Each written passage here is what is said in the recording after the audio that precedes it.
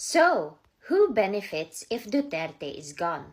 Here's a question that mainstream media doesn't want to ask. Who actually benefits if Duterte is gone? They say this is about justice, human rights, due process, but let's stop and be honest. There are people and groups gaining power, money, and control from his downfall. Let's break it down. Who wins politically? Duterte wasn't just another president. He was a force that disrupted the political elite. He exposed corruption. He called out the untouchables. He did what most leaders were too scared to do, and that made him very dangerous. So now that it's out, political opponents who couldn't beat him at the polls are celebrating. Corrupt officials once removed are slipping back into power. The same dynasties that lost influence during his term are now leading the charge against him. Is this really about justice, or is it about eliminating a political threat? So who wins financially? Under Duterte, drug syndicates lost billions. Corrupt officers and officials were stripped of their positions.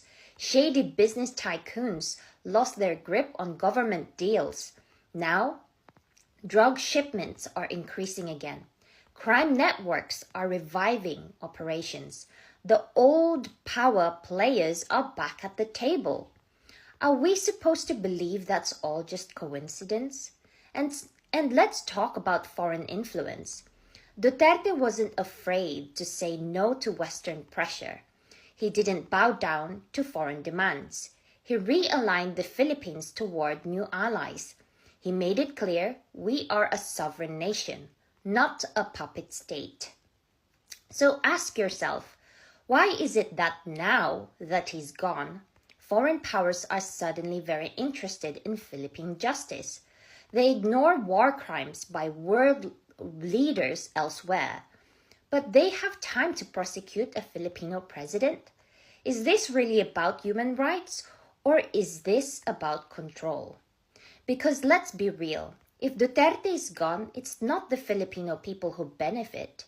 Ordinary citizens don't gain safety by removing the one leader who fought for law and order. Victims of the drug trade don't get justice by jailing someone who dismantled the very networks that exploited them.